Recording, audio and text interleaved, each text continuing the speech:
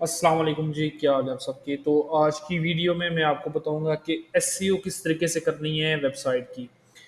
अच्छा, अगर आप बेसिक एसईओ भी कर लेते हैं ना साइट की, तो आपकी साइट रैंक हो जाती है। लेकिन जो चीज़ आप मिस करते हैं वो चीज़ मैं आपको इंशाल्लाह इस वीडियो के मिडल में बताऊंगा। जो चीज़ आप सबसे ज़्यादा उसमें स्ट्रगल करते हैं लेकिन आपको पता नहीं चलती, ठीक है। लेकिन सबसे पहले जो मेरा पहला पॉइंट आता है एसईओ की साइट साइट की एसईओ में, वो आता है जी कीवर्ड रिसर्च। आप कीवर्ड रिसर्च में बहुत ज़्यादा जो है गलतियां करते हैं। जैसे आप ऐसा कीवर्ड फाइंड कर लेते हैं जिसकी डिफ़िकल्टी बहुत ज़्यादा होती है। एक चीज़ आपने ध्यान में रखनी है, H R F, S C M rush, Moz, Majestic, keyword everywhere, जो भी टूल आप देख रहे हैं वो करेक्ट नहीं बताता। शायद कुछ ऐसे कीवर्ड्स भी आपको मिलते हैं जिसमें S C M rush 20 KD दिखा रहा होता है, लेकिन जब आप मोज में डालते हैं तो वो 70-80 दिखा रहा होता है। इसी तरह के आपको ना एक तरह के रिजल्ट्स नहीं मिलती, ये मुख्तलिफ तरह के रिजल्ट्स देते हैं और हर टूल एक्यूरेट नहीं है। लेकिन इसको चेक करने का सबसे आसान तरीका ये है कि आपने गूगल में जाना है, कीवर्ड को फाइंड करने का। जो भी कीवर्ड आपको मिला है उसको टाइप करना है गूगल में। जैसे मेरे पास एक कीवर्ड है एहसास कफालत प्रोग्राम, उसको टाइप करें। अब आपके पास ये रिजल्ट्स आ गए हैं, ठीक है, टॉप 10 रिजल्ट्स। सिंपल है, एक चीज आपने देखनी है कि जो साइट्स टॉप 10 में रैंक कर रही हैं वो कितनी ज़्यादा मजबूत हैं। जैसे कि मुझे यहाँ पे जो पहली साइट ही नज़र आ रही है वो टोटली 11 DA की नज़र आ रही है, ठीक है। दूसरी जो मुझे नज़र आ रही है वो 21 की नज़र आ रही है। तीसरी जो मुझे नज़र आ रही है 16 की। यानी टॉप 3 जो डोमेन्स हैं वो अंडर 30 हैं। इसका क्या मतलब है कि तीनों डोमेन्स बहुत ज़्यादा कमज़ोर हैं। इसका एक ही मतलब है कि जो ये कीवर्ड है ये लो कॉम्पिटेटिव कीवर्ड है, इस पे आप इजीली रैंक कर सकते हैं। तो ये बेस्ट तरीका है अगर आपने अपनी साइट को रैंक करना है, ठीक है। दूसरा जो मेरे पास आता है वो आता है high quality content. High quality content के ऊपर मैंने एक और वीडियो भी बनाई है कि how to write SEO optimize content, तो वो भी वीडियो आप देख सकते हैं, लिंक डिस्क्रिप्शन में मैं दे दूंगा। लेकिन जो चीज़ मैं आपको बताना चाहता हूँ कि दो चीज़ें हैं आसान अल्फाज में हाई क्वालिटी कंटेंट की। हाई क्वालिटी, दो ही चीज़ें हैं बस। अगर आप दो ही चीज़ें फॉलो कर लेते तो आप इजीली रैंक कर देंगे हाई क्वालिटी कंटेंट की बेसिस पे। इसमें दो चीज़ें क्या आती हैं, एक तो आती है कि टॉप 10 में जितने भी कॉम्पिटेटर हैं उन्होंने जो हेडिंग लगाई है वो आपने नोट डाउन करनी है। और जितनी भी हेडिंग, मैक्सिमम हेडिंग्स आप यूज़ कर सकते हैं अपने कंटेंट में, करें, ठीक है। दूसरी चीज़ आपने क्या करनी है, आपने यहाँ पे आप पीपल आल्सो आस्क वाला सेक्शन अपने पेज के बॉटम में एक अलग से सेक्शन बनाना है जो कि एफ का सेक्शन होगा, जिसमें आपने ये 4 FAQs डालने हैं और इनको आंसर करना है, ठीक है।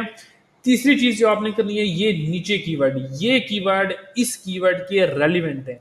जो कीवर्ड हमने यहाँ पे सर्च किया सर्च बार में, ये इसके रेलिवेंट है, तो ये आपने अपने कंटेंट में लाजमी ऐड करना है। इससे क्या होगा कि कंटेंट की जो रेलिवेंसी है वो बहुत ज़्यादा इंक्रीज हो जाएगी, जिससे आपकी रैंकिंग में बहुत ज़्यादा चांस हो जाएंगे। इसके बाद एसईओ का एक और बहुत बड़ा जो एक और बहुत बड़ी किस्म है, वो आसान अल्फाज में पार्ट कह लें, टाइप कह लें आप, वो है ऑन पेज एसईओ। जिन लोग को ये नहीं पता कि ऑन पेज एसईओ क्या है, तो मैं समझा देता हूँ कि ऑन पेज एसईओ आसान अल्फाज में जितना भी काम आप पेज के ऊपर करते हैं उसको ऑन पेज एसईओ बोलते हैं। ऑन पेज एसईओ मिसाल के तौर पर ऑप्टिमाइज करने के लिए सबसे पहले आपने क्या करना है कि ऐसा टाइटल लिखना है जिसमें आपका मेन कीवर्ड आ रहा हो। जैसे कि मेरा मेन कीवर्ड है एहसास कफालत प्रोग्राम, तो मैं भी आपको दिखाता हूँ, ठीक है। ये देखें, ये इन्होंने सब ने तकरीबन, अब इस बंदे ने यूज़ किया हुआ है एहसास कफालत प्रोग्राम, ठीक है। उसके बाद नीचे भी देखें, यहाँ पे भी ये इसको रेलिवेंट बता रहा है, इसको भी रेलिवेंट बता रहा है। उसके ऊपर जब आप आ जाएं तो कुछ बंदों ने डायरेक्टली यूज़ किया हुआ है। जैसे इसने यूज़ किया एहसास ये एक मिनट में आपको दिखाता हूँ। इस बंदे ने डायरेक्टली मेटा डिस्क्रिप्शन में यूज किया हुआ है, इस बंदे ने डायरेक्टली टाइटल में यूज किया है, इस बंदे ने भी डायरेक्टली टाइटल में यूज किया हुआ है। तो इसका मतलब है आपने डायरेक्टली ये कीवर्ड सीधा सीधा अपने टाइटल में, मेटा टाइटल में डाल देना। इसको मेटा टाइटल बोलते हैं। उसके बाद दूसरी चीज जो आपके पास आती है वो आपके पास आती है आपका स्लग। Slug optimisation. स्लग क्या होता है? स्लग आसान अल्फाज में जो इस चीज़ को बोलते हैं, इसको आपने लाजमी ऑप्टिमाइज करना है। इसको ऑप्टिमाइज करने का सबसे आसान तरीका है कि आपने यहाँ पे अपना कीवर्ड प्लेस कर देना है, दैट्स इट, आपका स्लग ऑप्टिमाइज हो गया। ठीक है। तीसरी चीज, मेटा डिस्क्रिप्शन लाजमी लिखनी है आपने। मेटा डिस्क्रिप्शन में बेशक आपका मेन कीवर्ड नहीं आ, लेकिन 145 कैरेक्टर्स की मेटा डिस्क्रिप्शन आपने लाजमी लिखनी है। ठीक है। उसके बाद आपके पास एक और चीज आती है जो कि हेडिंग स्ट्रक्चर। हेडिंग स्ट्रक्चर बहुत ज़्यादा इंपॉर्टेंट है। यहाँ पे एक हेडिंग गलत लगी हुई है, जैसे कि H3 शुरू में आ रहा है, हमेशा आपने याद रखना है कि H1 सबसे पहले आएगा और टॉप ऑफ द पेज आएगा, सबसे पहले आएगा। और सबसे ज्यादा जो अहमियत है ना, वो H1 की ही होती है। ठीक है। H1 की ही सबसे ज्यादा अहमियत होती है, तो टॉप ऑफ द गूगल आपका H1 आएगा। उसके बाद आपका H2 फिर आप अगर उसी की सब हेडिंग्स में H3 यूज करना चाहते हैं तो H4 H5 यूज नहीं करना आपने। H1 H2 और H3 तक आपने जाना है। कीवर्ड डेंसिटी एक बहुत ज़्यादा इंपॉर्टेंट चीज़ है जो कि आपके पास आती है। कीवर्ड डेंसिटी आसान फार्म में बोलते हैं कि आपके पेज के ऊपर आपने कीवर्ड कितनी बार यूज़ किया। जैसे अगर मैं यहाँ पे चेक करता हूँ तो मेरे पास ये बंदा बता रहा है कि 20 बार कीवर्ड यूज़ हो रहा है। ठीक है। तो एक चीज आपने ध्यान रखनी, जब भी पेज बनाना है आपने, जब भी आपने पेज बनाना है तो अपने कंपिटेटर को एनालाइज करना है कि उस बंदे ने कितनी बार अपना मेन कीवर्ड, जैसे अब इसने बार बार हेडिंग में एहसास का वाला प्रोग्राम यूज किया है, तो अगर आप भी रैंक करना चाहते हो तो आपको भी डेंसिटी हाई रखनी पड़ेगी इस नीश में। हर नीश में अलग होती है, लेकिन इस नीश में क्योंकि इस कॉम्पिटेटर ने रैंक कर रहा है और इसने बहुत बार कीवर्ड यूज किया, ये देखिए यहाँ पे भी इसने 2 बार यूज किया, यहाँ पे भी यूज किया हुआ है। तो इसका क्या मतलब है कि कीवर्ड आपने ज्यादा यूज करना है। उसके बाद एक और बहुत ज्यादा टेक्निकल इश्यू में चीज आती है जिसको बोलते हैं हम मोबाइल ऑप्टिमाइजेशन। मोबाइल ऑप्टिमाइजेशन आप किस तरीके से चेक कर सकते हैं? सिंपल, ज्यादा मसला नहीं करता, लेकिन बाज़ औक़ात गलत फॉन्ट यूज कर लेते हैं जिसकी वजह से गूगल आपको आपकी जो पेज, मैं एक मिनट ये ओपन कर लूँ, मोबाइल।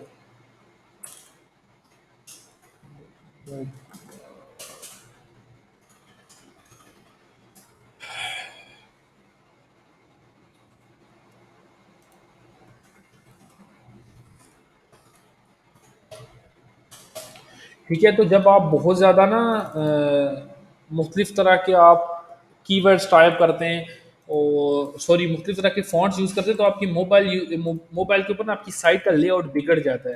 तो ये चीज़ आपने ध्यान में रखनी है। अच्छा, एक चीज़ मैं आपको बता दूं, जो पहले मैंने आपसे जो प्रॉमिस किया था कि मैं आपको बताऊंगा क्यों साइट रैंक नहीं होती। साइट रैंक न होने की एक वजह कि आपकी साइट होती है सैंड बॉक्स में। जब आप ब्रांड न्यू डोमेन लेते हैं, ठीक है, आपकी वेबसाइट होती है सैंड बॉक्स में। सैंड बॉक्स में किस तरीके से होती है कि बाज़ औक़ात आपने देखा होगा कि आपकी साइट स्टक हो जाती है। स्टक कैसे हो जाती है कि वो अगर 10 इंप्रेशन एक दिन को उठा रही है तो वो इसी तरह चलती रहेगी, 10 इंप्रेशन हर डे उठाती रहेगी, लेकिन वो ना ही ऊपर जाएगी ना ही उसका डाउनफॉल होगा। ठीक है।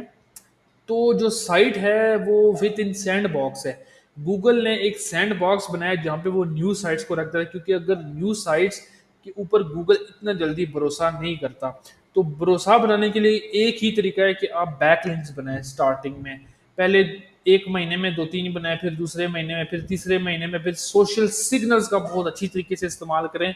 आपकी साइट जब सैंड बॉक्स से निकलेगी, जब आपकी साइट सैंड बॉक्स से निकलेगी, तो जब आप आर्टिकल पब्लिश करेंगे तो आपका article with in a day या 2 दिन जब भी वो इंडेक्स होगा तो गूगल उसको टॉप 5 में रैंक करेगा। जब तक आपके पेजेस टॉप 5 से बाहर हैं, इसका मतलब है आपकी साइट जो है सैंड बॉक्स के अंदर है। लेकिन अगर आपकी जो पेजेस हैं वो उसी वक्त आसान अल्फाज में रैंक हो रहे हैं और उसी वक्त टॉप 5 में, टॉप 3 में, सेकंड पेज, फर्स्ट पेज पे आ रहे हैं, इसका मतलब है आपकी sight out of the sand box है। फिर भी साइट रैंक नहीं हो रही तो जितने भी प्रोसीजर मैंने बताया ये फॉलो करें, इंशाल्लाह आपकी साइट रैंक हो जाएगी। जैसे मोबाइल ऑप्टिमाइजेशन आपने लाजमी चेक करनी है। ठीक है। अच्छा, उसके बाद मेरे पास आता है जी कुछ 2-3 चीज़ें जो कि हैं जी, मेरे पास आती है जी साइट स्पीड।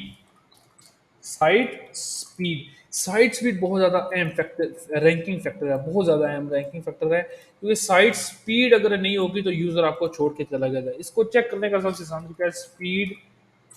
आपने लिखना है वेबसाइट स्पीड चेकर। तो गूगल का ओरिजिनल टूल, ये वाला गूगल का ओरिजिनल टूल है, इसको ओपन कर लेना है।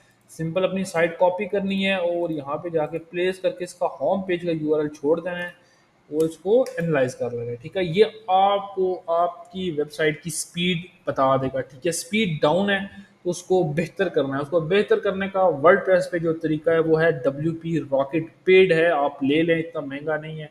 800 से 1000 रुपये में पाकिस्तानी आपको ग्रुप बाय से फेसबुक से मिल जाएगा। बहुत बेहतरीन तरीके से आपको वेबसाइट जो है स्पीड ऑप्टिमाइज करके दे देगा। ठीक है, अच्छा, नेक्स्ट चीज आपके पास जो आती है वो आती है जी इंटरनल लिंकिंग।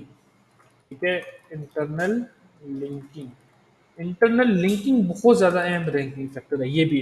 ये आपकी वेबसाइट की, ये इंटरनल लिंकिंग आपकी वेबसाइट की इंडेक्सिंग, जो भी नया आर्टिकल आप पब्लिश करते हैं, जैसे इस साइट की 53 स्पीड है, तो इसकी स्पीड मिनिमम मेरे अंदाजे मुताबिक 90 से ऊपर होनी चाहिए, जो कि नहीं है। ठीक है, अच्छा, एक चीज़ जो मैं आपको समझा रहा था कि साइट इंटरनल लिंकिंग आपकी इंडेक्सिंग में, जब भी आप नया आर्टिकल पब्लिश करते हो तो इंडेक्स कराने में मदद देता है। प्लस आपकी जो रैंकिंग है उसमें बहुत ज़्यादा ये हेल्पफुल रहता है कि आप रेलिवेंट आर्टिकल्स आपस में इंटरनल लिंक कर रहे हो। ठीक है, ये चीज़ है, क्योंकि रैंकिंग में इस वजह से, क्योंकि अगर आपकी आपकी मिसाल के तौर पर इस पेज के ऊपर बोट आया और बोट ने यहाँ से क्रॉल करते करते यहाँ से उसको कोई ये लिंक मिला, उसने यहाँ पे सिलेक्ट किया, ठीक है, और ये इस लिंक के ऊपर चला गया, ये वाला। ठीक है, तो अब उसने ये पेज देखा। ठीक है, अब वो यहाँ से और जो कीवर्ड है उनको मजीद क्रॉल करेगा कि मैं और कीवर्ड भी क्रॉल कर लूँ उसके ऊपर, इस पेज को भी रैंक करूँ। ठीक है, ये चीज़ है। उसके बाद एक्सटर्नल लिंक का बिल्कुल सिंपल है कि जहाँ से भी आप इंफॉर्मेशन उठा रहे हैं अपने पेज पे लिखने के लिए, उसको as a external source link कर दें। दैट्स इट, बेसिक चीज़ है, लाजमी करनी है हर पेज के ऊपर, ये आप इजीली कर सकते हैं। दो तीन चीज़ें रहती हैं, जैसे आपके पास एक आता है सिक्योर वेबसाइट। सिक्योर वेबसाइट से क्या मुराद है कि आपकी वेबसाइट हमेशा होनी चाहिए ओपन होनी चाहिए HTTPS के साथ। जैसे ये साइट ओपन है, यहाँ पे देखें एस लगा हुआ है, इसका मतलब है SSL सर्टिफिकेट। ठीक है, ये हर पेज के ऊपर होना चाहिए। इसको चेक करने का जो सबसे आसान तरीका है, या कितने आपके यूआरएल्स विदाउट एसएसएल ओपन हो रहे हैं, या ये मसला कर रहा है या नहीं, तो एक फ्री का सॉफ्टवेयर है जो कि डाउनलोड होता है, जिसको स्क्रीमिंग फ्रॉग बोलते हैं।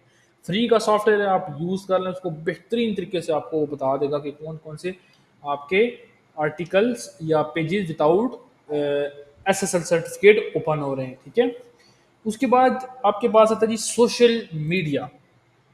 मैं कहता हूँ आजकल बेहतरीन चीज़ है सोशल मीडिया। अगर आपने पोस्ट को इंडेक्स कराना है as soon as possible, social media के साथ आपने अपनी वेबसाइट को इंटीग्रेट करना है, उसको ट्राई करना है कि आप उसको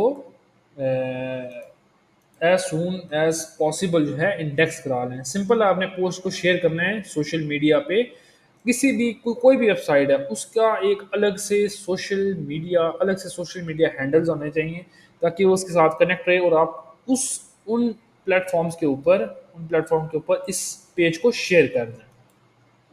सही है, उसके बाद एक और बहुत ज़्यादा इंपॉर्टेंट चीज़ है, वो है यूज़र एक्सपीरियंस। यूज़र एक्सपीरियंस क्या है कि आसान अल्फाज में यूज़र एक्सपीरियंस को बोलते हैं कि जो भी यूज़र आपकी साइट के ऊपर है, यहाँ पे उसने क्या एक्सपीरियंस किया, वो कितनी देर आपकी साइट के ऊपर उसने स्टे किया। ठीक है, मिसाल के तौर पर मैंने यहाँ पे विद इन सेकंड में वापस चला गया, तो गूगल को एक सिग्नल जाएगा कि ये बंदा यूज़र इस साइट पे आया और विद इन अ सेकंड वापस उसने बैकअप बटन प्रेस कर दिया।